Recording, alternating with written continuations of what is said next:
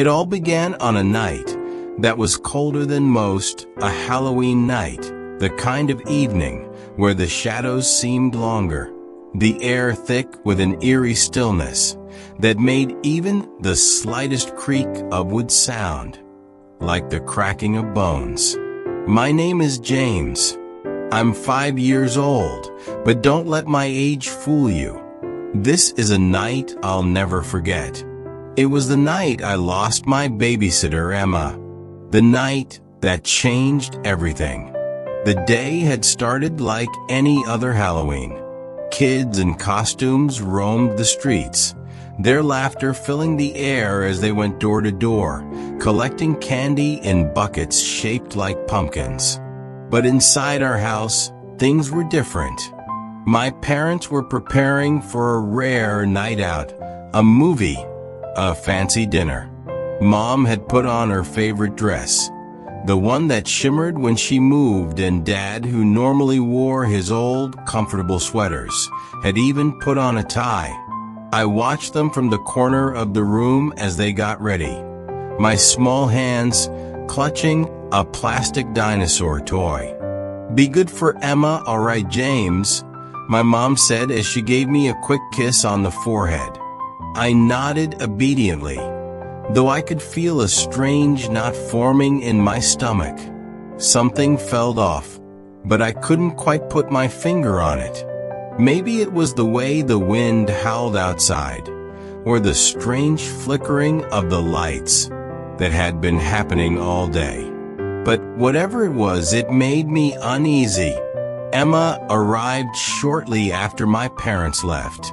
She was 17, with long blonde hair that seemed to glow under the hallway lights, and hazel green eyes that usually sparkled with laughter. But tonight there was no sparkle. She wasn't happy to be here, and it was obvious from the moment she walked in. Her phone barely left her hand as she slumped onto the couch, scrolling through social media, probably looking at pictures from the Halloween party she desperately wanted to go to. I liked Emma. She was always nice to me, even if she was more interested in her phone than playing with me. But tonight she was different, distracted, irritated. Her replies to me were short-clipped, as if every word was a chore. I could see it in her eyes. She didn't want to be here. The clock struck 8 p.m., and Emma decided it was time for me to go to bed. She didn't bother with a story, didn't even wait for me to finish brushing my teeth. She tucked me into bed quickly, muttering something under her breath about how unfair it was that she was stuck babysitting on Halloween. I could smell the faint hint of perfume mixed with the cigarettes she had hidden in her bag. "Good night, James," she said, barely glancing at me as she headed out the door. The soft click of the door echoed in the silence that followed, leaving me alone in the dark.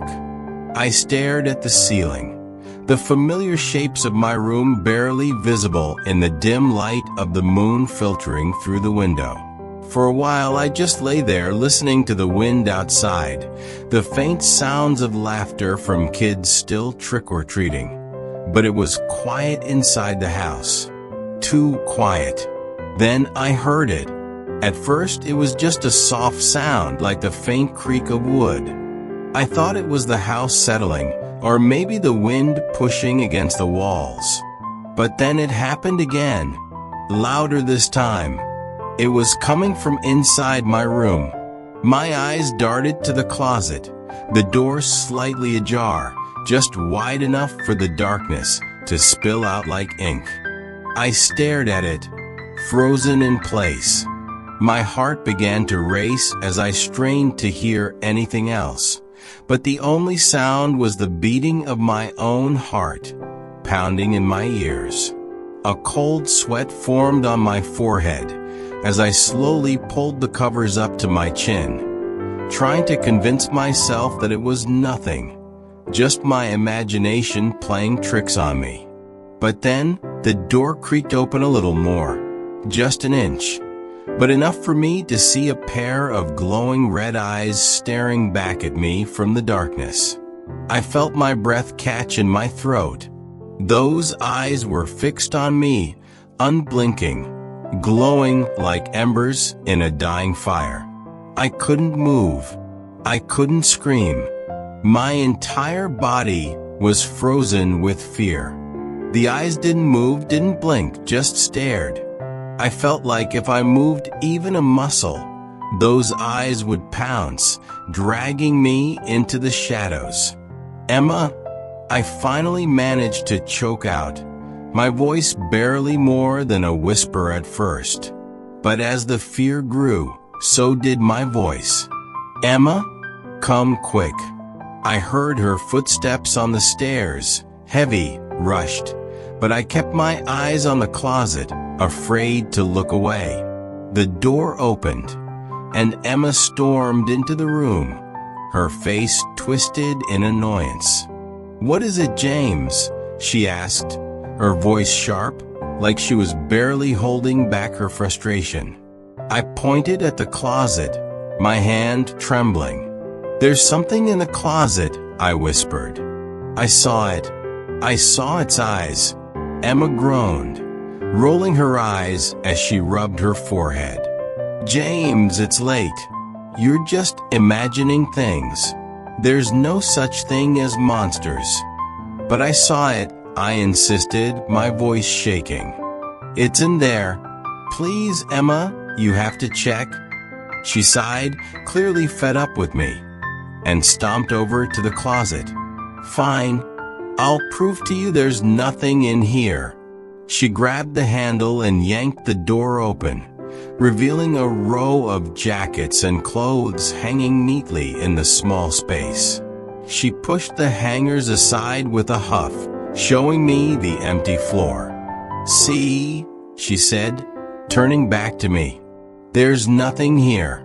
Now, go back to bed and stop trying to scare yourself." I stared at the closet, my eyes wide, my heart still pounding in my chest. "Move the jackets," I whispered, barely able to get the words out. Emma froze. She looked at me with narrowed eyes, then back at the closet. "What?" "Move the jackets," I repeated, my voice trembling with fear. She hesitated, her hand lingering on one of the hangers. Then, slowly, she pushed the jackets aside, clearing them away from the back wall of the closet. Her eyes widened, and I saw it, just for a moment, those same glowing red eyes staring back at us from the shadows. They blinked, and then a low growl rumbled from the depths of the closet. Emma screamed, stumbling back, her hand flying to her mouth in shock. But before she could even process what was happening, something moved in the darkness, a flash of something dark and quick. A hand, or rather, a claw, shot out from the closet, long and scaly, with sharp talons that gleamed in the dim light. It wrapped around Emma's throat before she could even scream again.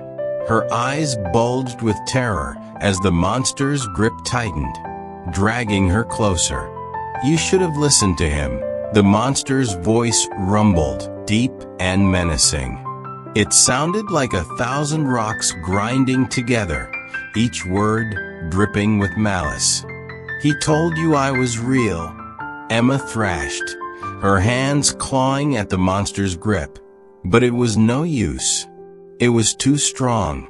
Her feet kicked helplessly as she was dragged closer to the closet, the glowing eyes of the beast fixated on her terrified face. I sat there, frozen, my body trembling under the covers. I wanted to scream, to run, to do anything, but I couldn't move. I watched as the monster pulled her into the closet, her screams growing more frantic, more desperate. But then the door slammed shut, cutting off her voice as if she had never existed. Silence.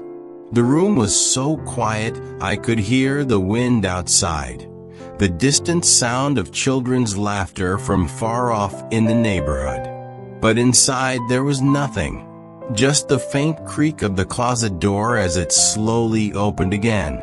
The monster stepped out, its body hidden in shadow, but I could see its eyes, glowing like twin coals in the darkness. And its stomach, it bulged grotesquely, like it had swallowed something whole. It wiped its mouth with one of its claws, a satisfied grin spreading across its face. "Well, James," the monster said, its voice low and rumbling. She was quite delicious. I swallowed hard, my heart pounding so loudly I could barely hear my own thoughts. Did you enjoy your meal?" I asked, my voice barely more than a whisper.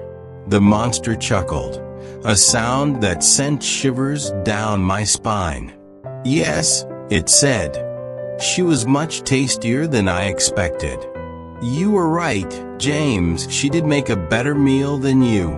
I nodded, a strange sense of calm washing over me. "I told you she would."